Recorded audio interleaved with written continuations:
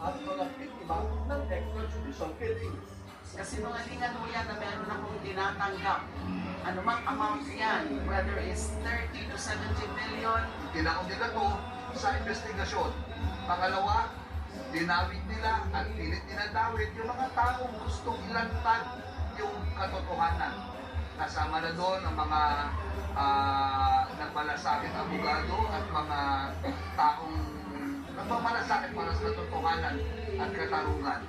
Naghain naman ang reklamo sa cyber libel sa National Bureau of Investigation, sila Juan Villanueva at Lima, laban sa abogado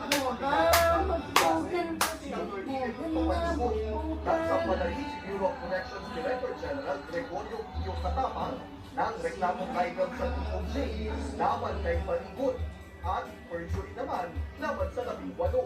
Nagsampa rin siya sa Korte Suprema ng verified disbarment complaint laban kay Panigot. Sa joint affidavit ng mga kumanong ay sundalo, sinabi nilang nag-deliver umano si Katapang ng 8 maletang may lamang pera kay Franco. Pinitutur ko kasi una-una, wala namang ganong kalaking pera. Pangalawa, wala namang pera ganong kalaki rin ng Bucor para nakawin ko.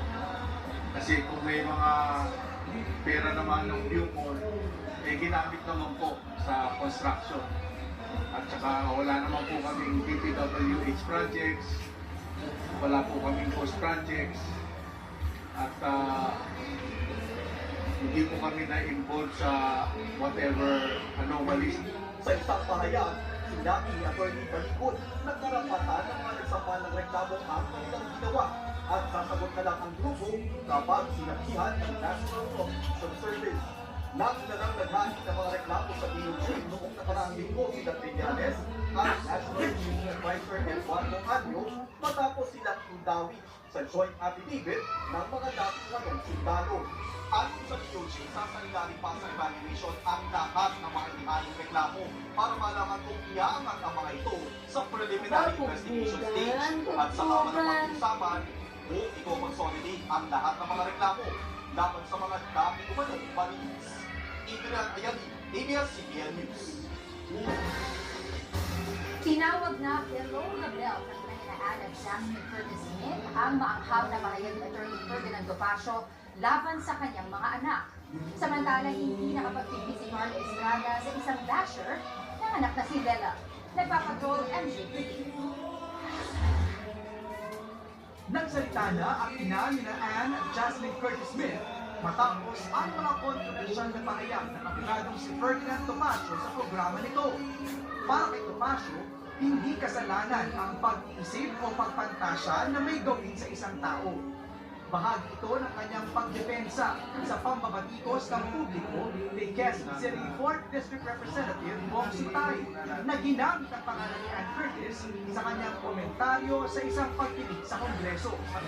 Binatikos pa ni Topacio si Jasmine at sinabing bakit daw nagpo-post siya ng nakabikini sa social media. Hindi ba para siya ay pagnasaan at sumikat? Dito na pumalahag ang ina nila Jasmine at Ann. Ayon kay Carmen, below the belt ang mga sinabi ni Topacio. Walang respeto lalo na sa kababaihan. Nakakadiri, nakakahiya, at hindi katanggap-tanggap ang kanyang pag-uugali. Tinawag naman ni Jasmine na dugyot si Topacio. Ngayon, naka-private na ang video na ito ni Atty. Topacio kung saan narinig ang mga kontrobersyal niyang pahayag. Hindi rin nakapagdimpi si Carla Estrada at kinall out o pinuna ang komento ng isang basher laban sa kanyang anak na si Lela.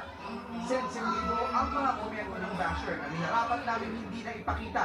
Pero ayon kay Carla, dapat itong turuan ng leksyon. Huwag naman natin gawin karumalduman yung magiging experience nila. Bigyan naman natin ng magandang experience yung mga bagong batang artista. Huwag natin silang buhayin sa negativity, bashing, and all. Hindi na yan uso. Sumang-ayon din si Carla at anak na si Lela sa pag-call out ni Vice Ganda sa ilang toxic fans. Just always choose to be kind. Kasi wala namang libre lang maging aparente kapag kailangan sa mga tao.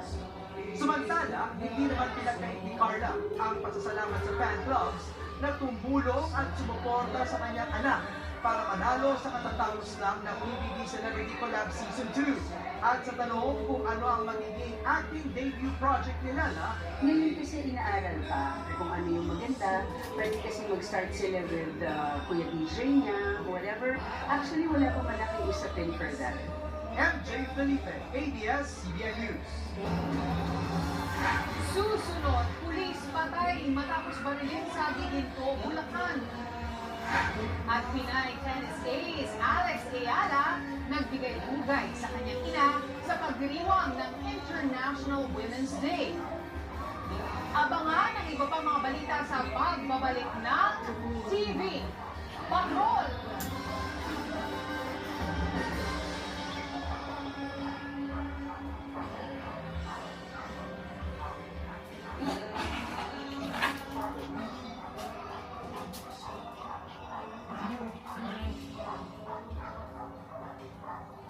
Sa huling limang gabi, sagara na ang labanan, ang gabi na hindi mo malilimutan. FPJ's Bata Quiapo, ang huling laban ni Tanggol.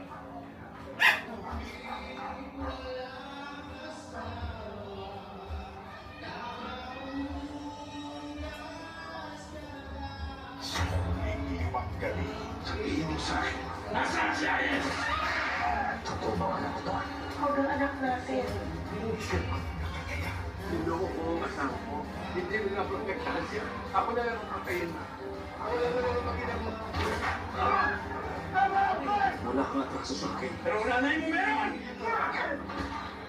Hanggang saan sila lalaban para iligtas ang kanilang pamilya.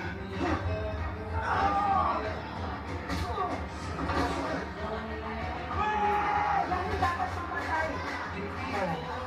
Ano ba sa